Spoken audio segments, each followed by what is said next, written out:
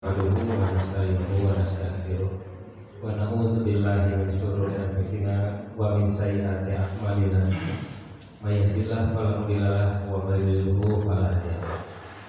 Asyhadu an la ilaha illallah wahdahu la syarika lah wa asyhadu anna Muhammadan abduhu wa rasuluhu amma ba'du. Alhamdulillah lakum pipayun urang ngajakeun puji sinar syukur kehadirat Allah Subhanahu wa taala anu parantos maparin ka urang sadayana mangkira-kira kanikmatan dikawin nikmat sehat khususna keimanan sehingga urang tiasa kalimu ulum di ieu majelis oge tiasa silaturahmi talab ilmu di Masjid Al-Falah. Ikhwatul iman rahimakumullah. Alhamdulillah muni ayeuna urang sadayana ditakdirkeun Allah Subhanahu wa taala tiasa tepang di sareng kalusan dina kajian tarikh Islam peradaban Islam perkawis materina dan ayeuna nyaeta kisah Gua Thur Ibrah. Ikhwatul iman rahimakumullah nakosna syukur yakin ngecek kalapi ninggal dina brosur ikhwatul iman penasaran sakumaha menarikna insyaallah mungkin ayeuna baris dipedar ku Al-Ustaz. Maka urang siapkeun cepil anu maning manah anu ikhlas dina nampi tausiah di mantena. Tukikuna mangga ka pengasah Al-Ustaz kanggo maparin tausiah.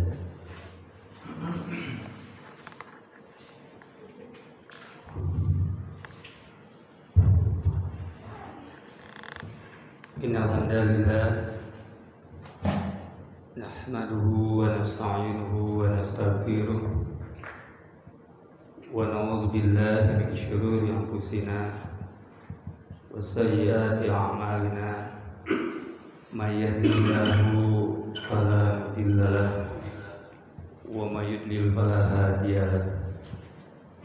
Asyhadu an la ilaha illallah wahdahu la syarika lahu wa asyhadu anna Muhammadan abduhu wa rasuluhu allazi la nabiyya ba'da. Ikhwan billah jamaah pengawasan rahimakumullah. Alhamdulillah dina wengi ayeuna sapertos biasa pengawasan rutin urang tiasa rabuh dina raraga thalabul ilmu. Mudah-mudahan materi anu bade didugikeun ku simkuring aya patula patali sareng sejarah hijrahna Rasulullah. Kisah hijrah Rasulullah di Mekah ke Madinah mangrupikeun perjalanan anu panjang. Simkuring motong sepenggal kisah sadaacan Rasul ngalanjutkeun perjalanan hijrahna ke Madinah. Para wali sadayana kota Mekah ke Madinah teh kirang langkung 500 km. Upami ku perjalanan kirang langkung periode waktu minimal 4 jam, maksimal 6 jam ngangge kendaraan darat. Upami ku pesawat kirang langkung setengah jam, maksimal 1 jam. Nah insyaallah dina wengi ayeuna simkuring aya ngadugikeun materi anu langkung spesifik nyaeta patali kondisi atau posisi Rasul nalika hijrah. Rasul sacaacana ngalangkungan hiji tempat anu secara teori rada aneh aneh margi posisi yang didatangi oleh Rasul itu adalah posisi tidak semestinya seperti umumnya para kafilah dagang itu melakukan perjalanan dari kota Mekah ke Madinah. Kami ibu bapak anu kantos ibadah umroh minimal gaduh bayangan sehingga aya patarosan nah bet Rasul nyana arah eta. Nah insyaallah urang ningal petana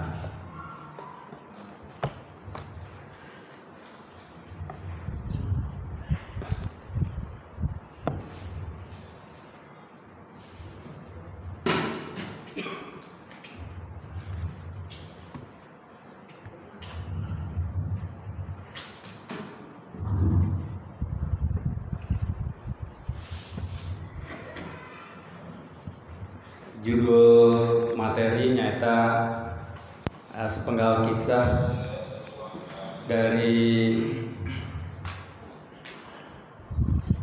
kisah hijrah. Jadi Gua Sur di tim Mekah ke Gua Sur kira mampu 5 km. Arahnya ke tenggara, padahal Mekah ke Madinah teh ke utara. Ya Rasul belok belah Gua Sur kata Nabi Jabal Sur anu didinya aya gua pintuna 2, pintu timur dan pintu barat kira langkung mung cekap kanggo jalmi upami leber anu posturna alit. Jadi memang Rasul sareng Abu Bakar kalebet jalmi anu gedeg pangadegna kategori alit teu ageng seperti Umar bin Khattab. Nah, upami ningal karena jarak, seperti itu. Jadi peta hijrah Rasulullah dan Abu Bakar dari Mekah menuju ke Madinah. Nah, ya Thariqul Hijrah. Jadi yang warna hijau ini adalah jalur di mana Rasul melakukan hijrah. Sementara yang warna merah ini adalah jalur yang biasa dilalui oleh para kafilah dagang dari Yaman terutama. Jadi di Yaman ke Mekah, di Mekah terus ke Madinah. Terus saya mau jalur dagang teh di Mekah ke Madinah, di Madinah ke Sam, atau Nabi di Sam ke Madinah, di Madinah ke Mekah. Dan seperti itu. Maka kota Madinah ini sebetulnya termasuk kota destinasi, kota tujuan perdagangan. Orang-orangnya sudah cukup beradab, makanya ibu dan bapak kalau ibadah umrah ataupun haji, suasana kota Makkah dengan suasana Madinah itu berbeda sekali. Madinah itu lebih adem dari sisi cuaca juga, lebih tenang, lebih tertib, lebih rapi, beda dengan kota Makkah. Makkah itu cukup kredit, apalagi beberapa wilayah tertentu seperti Mispalah. Mispalah itu jalan yang memanjang kurang lebih ada sekitar 2 km dari titik Masjidil Haram ke ujung jalan Mispalah. Dan itu adalah jalur rame. Namun diurang main teh pasar baru. Ini rame kalau dirinya. Dan termasuk di sana banyak hotel-hotel dari mulai hotel yang paling murah sampai ke arah menuju Masjidil Haram, itu kawasan Jabal Omar dan Jabal Ka'bah itu hotel yang cukup mahal, hotel berbintang. Yang baru misalnya sekarang ada Hotel Marriott dengan Anjum di kawasan ujung jalan kawasan Jabal Omar. Nah, unik perjalanan hijrahnya Rasulullah dengan Abu Bakar. Nanti ada beberapa kisah yang luar biasa, mengharu biru, dan banyak pertanyaan-pertanyaan. Contoh saja misalnya, sahabat itu lebih dari 120 orang sahabat. Ada 10 sahabat yang oleh Rasulullah dijamin masuk surga. Pertanyaannya, kenapa ketika hijrah Rasulullah memilih Abu Bakar As-Siddiq? Kalau mau berbicara secara sosiologis, Rasul itu butuh ketenangan, butuh perlindungan. Maka di pikiran kita, kalau seseorang mau pergi, butuh perlindungan dari berbagai ancaman. Logikanya itu butuh orang yang punya kekuatan kan, yang bisa melindungi Rasul. Maka di pikiran kita paling ada dua. Kalau tidak Umar yang bertumbuh besar, Ali bin Abi Thalib atau Hamzah. Tapi kenapa Rasul malah memilih Abu Bakar As-Siddiq yang secara psikologis, fisik Abu Bakar As-Siddiq kecil, dari sisi talenta tidak diceritakan dalam sejarah Abu Bakar punya kelebihan dalam peperangan, termasuk bela diri dan segala macam. Kita justru lebih sering mendengar Umar bin Khattab jago bulat, main pedang juga hebat, tubuhnya juga sangat besar.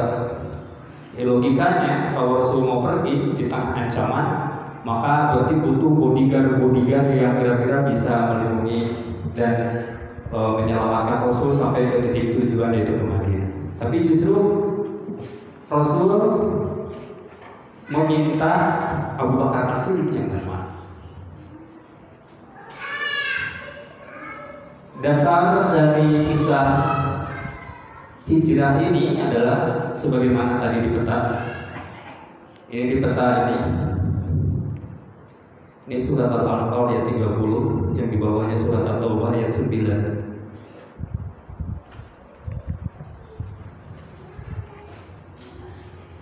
Nah, inspiring Qurannya, inspirasi ayat yang menaungi kisah ini atau yang menjadi dalil dari kisah hijrah Rasulullah. Dan di sini ada kalimat yang ibu-ibu sering mendengar, bahkan di sebuah buku yang cukup populer, bestseller, pengarangnya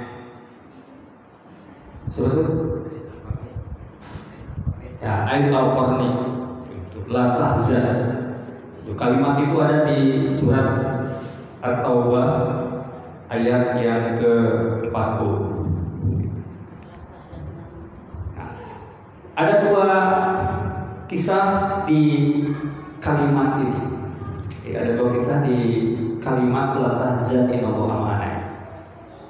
Nah, ayat ini menggambarkan satu dulu. Ahli tafsir menerangkan berkaitan dengan kalimat ittaqulu li sahibi. Jadi kalimat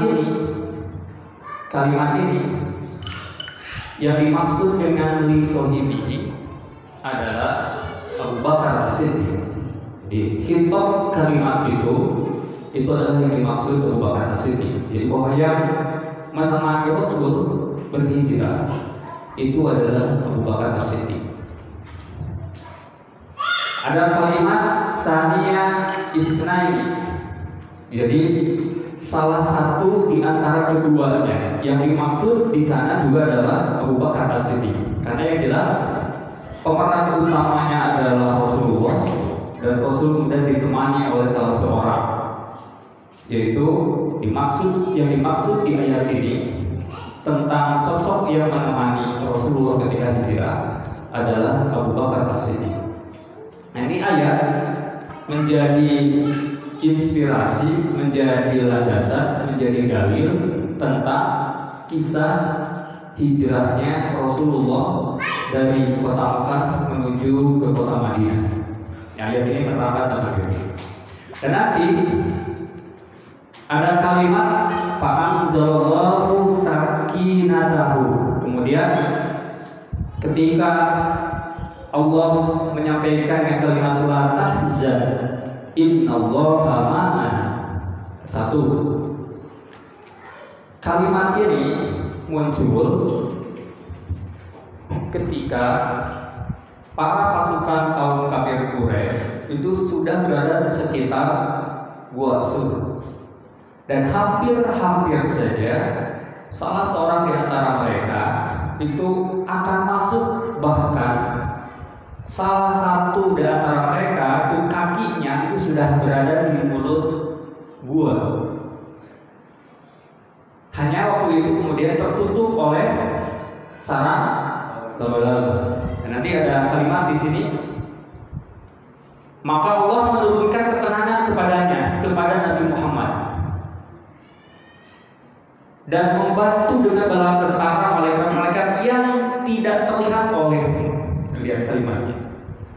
Jadi kemudian Allah membantu Rasulullah ketika berada di gua itu, wa ayyadahu bi junudin lam tarawha.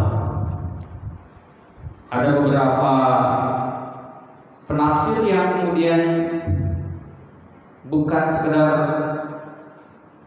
menerangkan bahwa ada pasukan yang membantu Rasulullah yang tidak terlihat oleh mereka.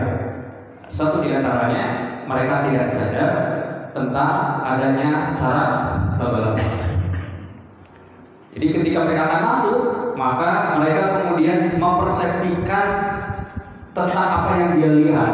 Terjadilah perdebatan. Tidak mungkin kalau Muhammad berada di dalam gua ini, pasti sarang laba-laba itu rusak. Jadi wa iyyadahu bi junudin lam tarawha, itu satu di antara di samping ada malaikat-malaikat yang kemudian menolong. Nah, yang maksud adalah juga Allah menurunkan bala bantuan itu sarang laba-laba itu. Yang kedua, di bukit itu, di Jabal Sur itu juga ternyata banyak burung-burung. Maka kemudian mereka berpersepsi kalau ada orang yang datang ke gua ini, namun orang yang mau, terus orang asup ke hiji tempat mereka lobakan kira-kira mau ke mana? Iber, artinya burung akan merasa terganggu, maka terbelah burung itu. Dan ternyata burung itu diam, seolah-olah tidak ada orang yang sedang bersembunyi di dalam gua. Nah, perdebatan itu terjadi. Sampai kemudian salah satu dari mereka hampir saja mau masuk dan kemudian terpotong oleh temannya yang mendebat. Gitu. Bahasa orang, dari mana? Asli nama dia mungkin. Lalu Muhammad dari dia pasti terasa laba-laba rusak. Maka ketika itu dua orang yang berada di dalam gua, yaitu Rasulullah dan Abu Bakar. Abu Bakar kemudian bergetar, penuh dengan ketakutan. Maka beberapa yang mereka kemudian Rasulullah memeluk Abu Bakar As-Siddiq agar tenang, sambil kemudian beliau mendekatkan bibirnya ke telinga Abu Bakar dan kemudian menyampaikan, la tahzan, innallaha ma'ana. Kata Rasul kepada Abu Bakar, janganlah kau bersedih, karena sesungguhnya Allah bersamaku. Nah, ini yang menjadi penguat. Di sini juga ada proses pembelajaran. Kita berhadapan dengan ketakutan, was-was, jangan reaktif. Jangan reaktif. Jadi harus selalu bersikap tenang. Seperti waktu saya cerita tentang Rasul sedang ceramah, berkumpul, kemudian ada orang Arab gunung yang melemparkan biawak kan gitu. Rasul tenang, tidak panik. Orang makan berdiri, terus saya cuci muka, musiana cuci muka langsung ngejiri lupa. Rasul tenang. Disinilah kita diajarkan ketika berhadapan dengan suatu kondisi jangan mudah panik, tenang, tetap berpikir rasional ketika berhadapan dengan kondisi apapun. Oke, peristiwa Gua Sur adalah satu titik perjalanan hijrahnya Rasulullah dari kota Makkah menuju Madinah. Jadi hanya satu titik saja, bayangkan aja dari kota Makkah ke Gua Sur hanya 5 kilo. Dan itu berputar arah. Jadi kalau kita melihat jalan biasa, jalan normal, jadi berputar arah. Makanya nanti kalau kita lihat tadi di antara jalur yang ditempuh oleh Rasulullah dari kabilah Jabir memang tidak sama, tetapi ada titik-titik yang bersinggungan yang kemungkinan bisa bertemu kalau waktunya bersama. Ini hebatnya Rasul ngatur strategi. Makanya nanti di kisah dua sunnah itu juga kaitannya dengan bagaimana Rasul memanage, mengatur. Ini hebat Rasul sebagai seorang pemimpin, termasuk Abu Bakar juga bagaimana dia sebagai asisten Rasul mengatur anak buahnya. Ini nanti ada kaitannya secara kontekstual ini dengan hijrah. Kemudian hijrah merupakan perjalanan berliku yang melelahkan secara fisik. 500 km. Bandung mana? Bandung Jogja itu 800 km.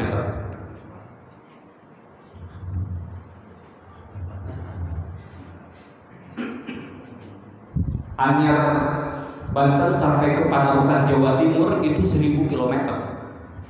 1100 km jalan yang dibuat Dendels. Kira-kira kalau Bandung ke Jogja sekitar 700-an, berarti sebelum Jogja. Terus orang jalan kaki. Rasul itu jalan kaki dengan medan yang jangan digambarkan seperti sekarang jalan aspal tapi beton. Gunung berbatu. Bapak Ibu bisa melihat sampai hari ini yang namanya Mekah sampai ke Madinah itu untuk dilalui tetap aja gunung berbatu. Jadi ada jalan yang dibuat oleh pemerintah Arab Saudi itu adalah akses yang sengaja karena kebutuhan zaman untuk kemudian harus ada kendaraan dan harus ada jalan. Tapi hakikatnya sampai sekarang itu masih gunung berbatu di kota Mekah.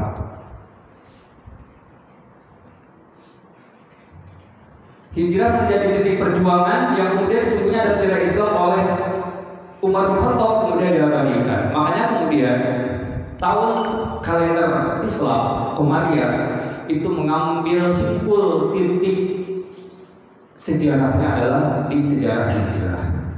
Makanya ada perdebatan.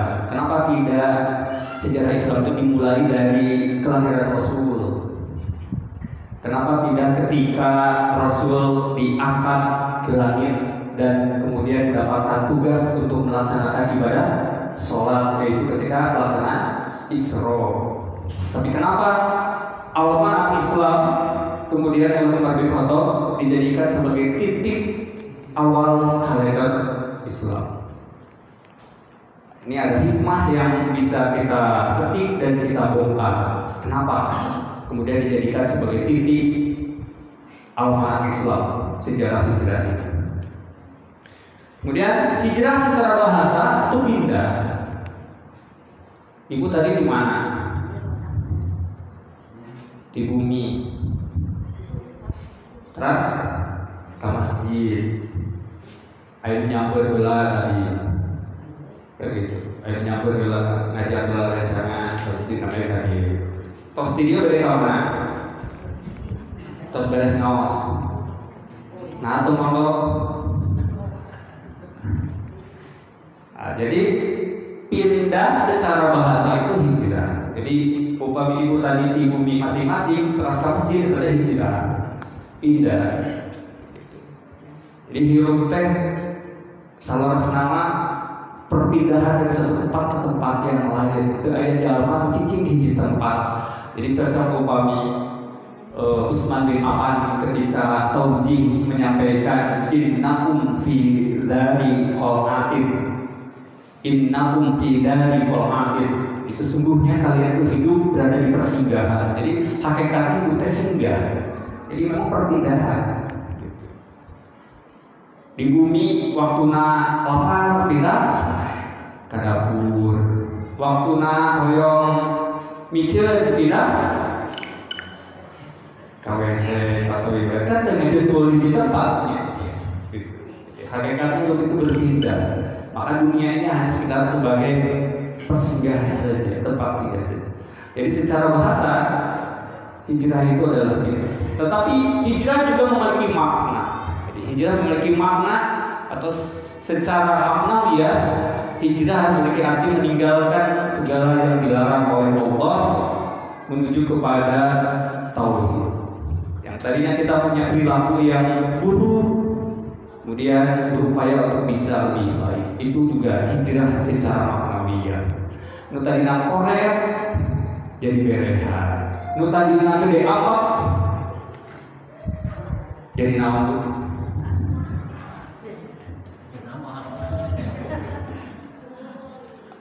Hijrah. Makanya momen hijrah nanti perubahan tanggal 12. Sekarang kan kita sudah masuk ke bulan yang ke-12, bulan Dzulhijjah. Tos kaping surat. Rebo kaping hiji. Rebo, Kamis, Jumat, Sabtu, terus kaping 4 ya.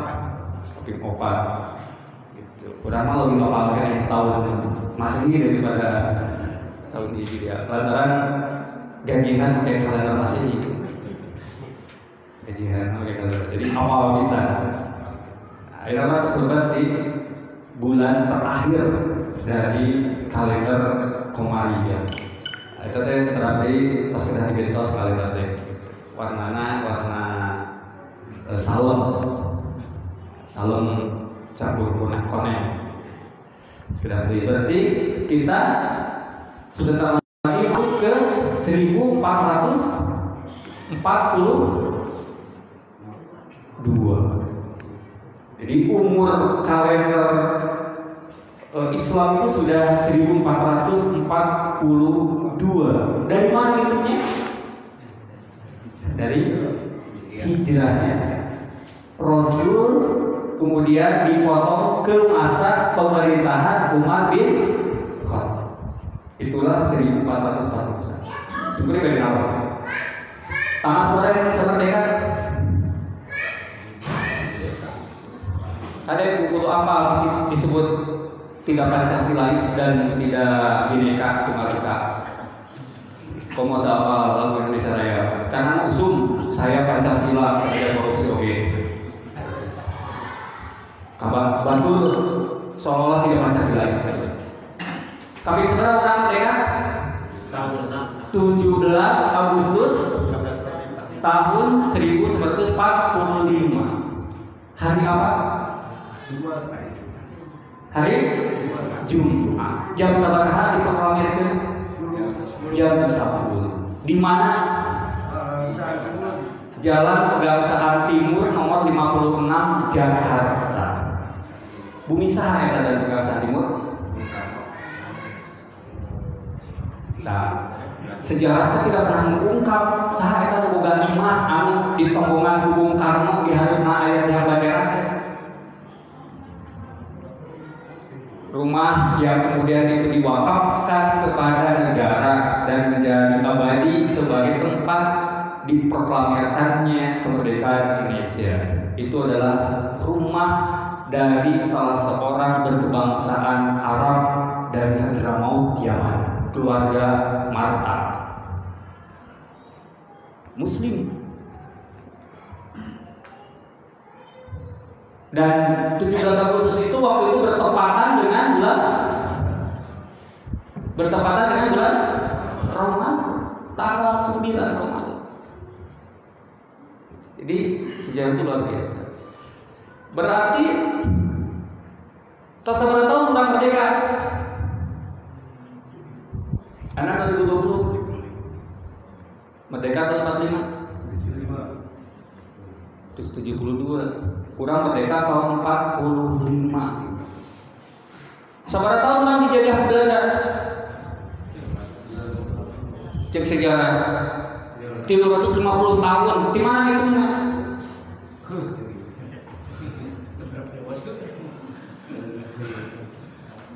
Di mana hitungnya? Ngitung nanti pertama kali Belanda datang menginjakan kaki di Banten 1549. Jadi untuk jejak 350. Itu teh dikira-kira. Jadi rencana antara 300 sampai 350 tahun Indonesia merdeka. Seberapa tahun dalam jejak Jepang? 3 tahun setengah. Di mana hitungnya? Merdeka 45, 17, sekarang jejak ke Jepang 3,5 tahun. Di mana hitungnya? pertama kali Jepang mengalahkan sekutu dan kemudian menyiapkan kaki di Indonesia di Pulau Karang di Kalimantan tanggal 1 Maret 1942. Hitung nanti 3 tahun setengah. Nanti jek 2 tahun setengah nama. Gitu. Ngarah gampang apalkeun siga sumring naros. Sebenarnya jumlah ayat Al-Qur'an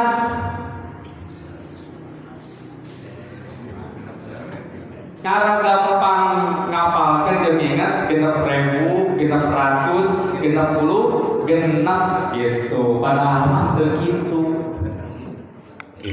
Padahal mah teu 6.000, 660 genap. Perdebatannya sebut bisa dengan jumlah ayat itu. Himuan hasil 6.236. Hanya yang pasti jumlah ayat Al-Quran tidak lebih dari 7.000 ayat. Jadi tidak lebih dari 7.000 ayat. Jadi perdebatannya cukup banyak. Jadi kadang sejarah tidak kemudian selalu letterlah seperti itu. Berapa tahun usianya Rasulullah ketika meninggal? 63 tahun. Dari mana ngitungnya? Rasul lahir 12 Rabiul Awal tahun gajah. Tahun gajah itu berarti tahun seberapa Masehi?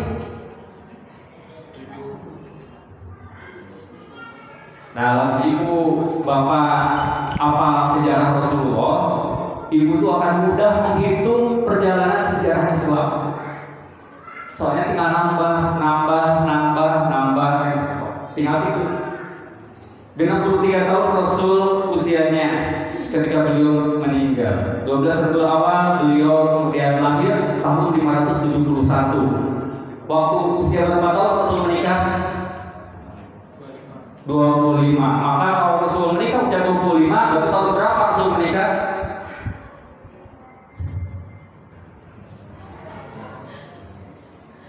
Kelahiran ditambah 25. Kapan usia berapa tahun Rasul menerima wahyu?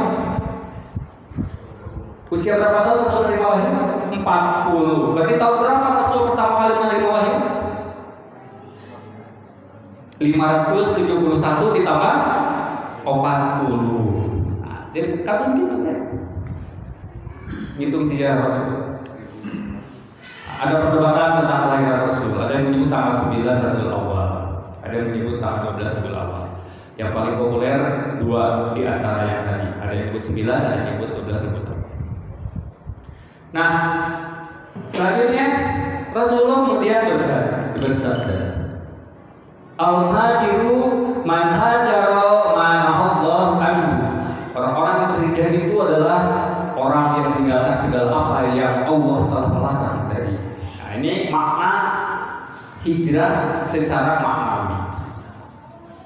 Jadi dalam kurang kapungkur gaduh perilaku al-awad trasjatan saya hijrah.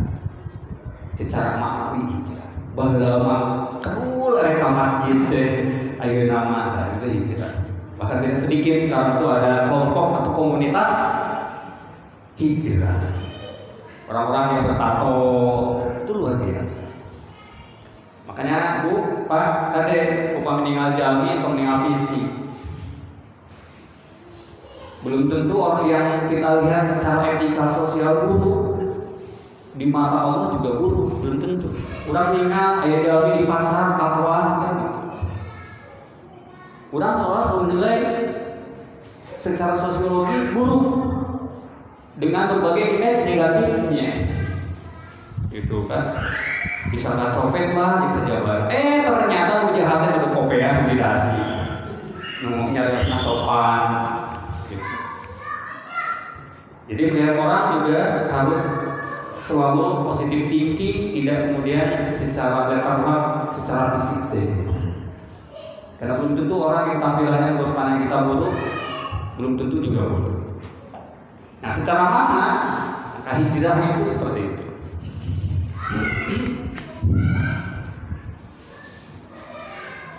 Dari mana awal kemudian Rasul hijrah? Nah, ini di sini awal. Jadi pada hari Sabtu bulan Safar tahun ke-13 dari kenabian, ada tempat namanya Darun Nadwa. Darun Nadwa ini tempat di mana para kafir Quraisy itu selalu berkumpul untuk memusyawarahkan bagaimana cara menghalang-halangi dakwah Islam, bagaimana cara membunuh Rasul, bagaimana cara agar mereka terus menghalangi Islam. Ini Darun Nadwa. Di hari ini diadakan rapat besar, bayangkan, tertutup dan khusus dihadiri oleh para pembesar kabilah di kota Mekah, yang dihadiri oleh lebih kurang 100 tokoh utama kabilah Quraisy. Bayangkan Pak, pemikiran halangan seorang nabi bernama Muhammad supaya dakwahnya nyebar. Mereka itu rapat tertutup, tokoh-tokoh gede-gede kumpul, dan ada 100 tokoh utama kabilah Quraisy. Apa yang mereka lakukan?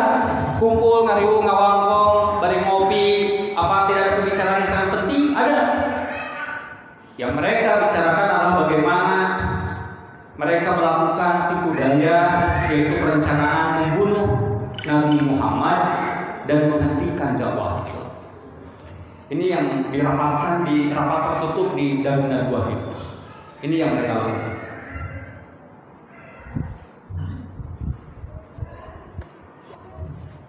Saat rapat tersebut turunlah wahyu Allah kepada Rasulullah. Surat apa? Yaitu surat Al-Anfal. Turun wahyu Allah. Wa idh yamkuru bikal ladzina kafaru. Jadi Allah menyampaikan pesan kepada manusia di surat Al-Anfal ini tentang watak, isi kepala, pikiran, rencana, makar yang mereka buat untuk yang mereka lakukan. Satu, menangkap di ayat ini bagaimana cara mereka berpikir untuk menangkap Nabi Muhammad. Yang kedua, memenjarakan. Dan nanti di rapat itu kita lihat skemanya. Kemudian membunuhnya dan kemudian mengusir. Ayat ini menerangkan tentang hasil dari rapat yang dilakukan oleh kaum kafir Quraisy dan kemudian Allah memberitahukannya kepada Nabi. Jadi Allah memberitahukan. Jadi ini wahyu dari Allah kepada Nabi tentang kelompok kafir Quraisy yang sedang melakukan rapat dan akan membunuhmu, sehingga Nabi menjadi tahu. Dan Allah menggagalkan tipu daya mereka dan gagal ngusir terjadi lantaran Rasul ketika mereka sedang merencanakan, Rasul sudah diberitahu oleh Allah tentang rencana mereka dan kemudian Allah memerintahkan kepada Rasul untuk hijrah. Jadi tidak ketemu. Nanti ada kisah yang kemudian dijadikan amalan yang tidak tepat. Karena nanti ketika Rasul pergi dari rumahnya, turun salah satu ayat yang paling populer dan kemudian itu dijadikan jampe eger nyirat gitu. Karena Rasul melakukan itu surat apa deh? Dan Rasul itu sambil pergi, Rasul itu ngambil pasir terus dipurulukan sambil turun ayat itu, maka jadi mahir. Dianggap kayak terus dipuasakan supaya bukan ilmu nyirat.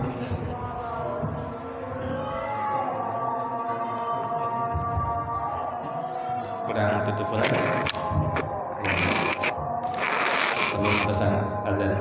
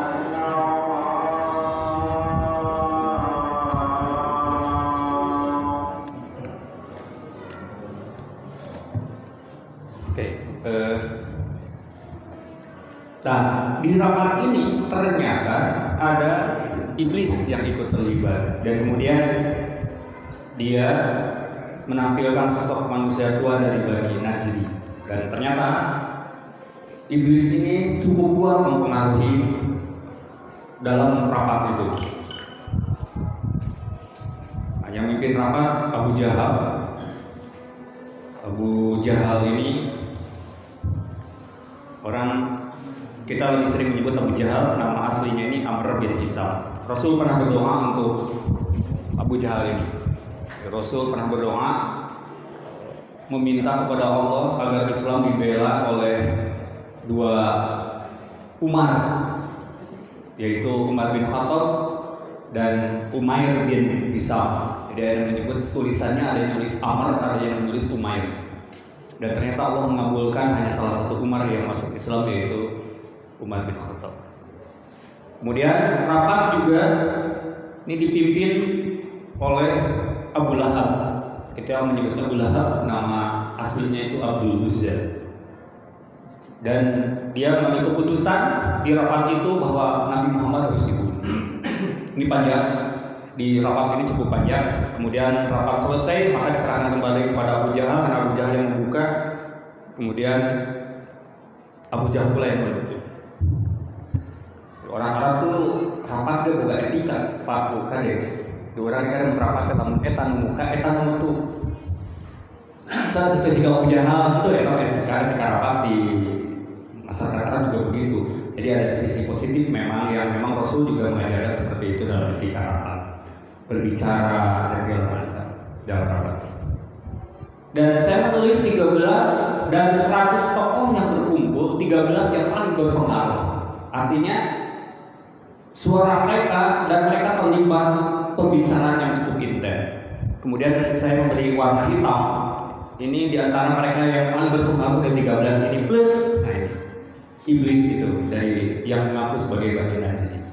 Jadi dari 13 ini, tanpa ini ya, 13 itu yang ini. Jadi dua ini yang paling berpengaruh, Abu Jahal dan Abu Lahab, dan dua-duanya adalah paman Rasul. Dua-duanya paman Rasul. Kemudian satu dari Bani Najri. Kemudian apa isi kesepakatannya dari rapat itu? Ada 11 isi kesepakatannya. Ini isinya. Jadi rapatnya, wah, si orang sok tiketnya kumaha, begitu. Begitu sok tiketnya kumaha. Ini apa? Yang pertama, rumah Muhammad dijaga ketat, tidak boleh keluar. Jika keluar ditangkap dan dipenjara, tidak diberi makan dan minum sampai mati. Bayangkan, udah rencana apa dakwah dua di ancaman Rasulullah. Dan nanti ada orang yang paling ada orang yang kemudian menyepakati hasil kesepakatan ini, yaitu Suraqah itu. Suraqah bin Malik bin Jutsum itu yang kemudian karena dia dijanjikan kalau bisa membunuh Nabi Muhammad, dia akan diberikan hadiah 1.000 dinar. Di perjalanan di rumah dan nikah jangan diberi jendela, makanan dilemparkan oleh jendela sewaktu-waktu saja. Mereka itu sudah merencanakan, makanya kemudian turun ayat itu dari Allah diberitahukan, tangkap, penjarakan, bunuh, usir, kan gitu isi.